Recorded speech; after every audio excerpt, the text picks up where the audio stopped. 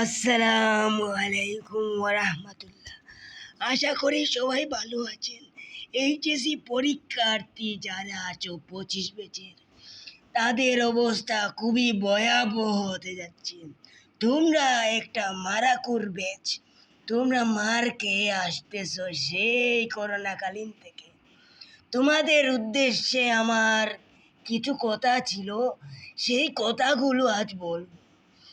তোমরা যারা এখনো সিরিয়াস হও নাই পড়াশোনার প্রতি, তোমাদের আমি জোরে হাতে মিনতি করছি, তোমরা প্লিজ সিরিয়াস হও। না হলে তোমরা লাইফে পস্তাবা। এই এমনিতেই তোমরা পস্তানোর ব্যাস এবং তোমরা মারাকুর। তোমাদের এক্ষুনি আসল সময় তোমাদের নিজেদের প্রুভ করার।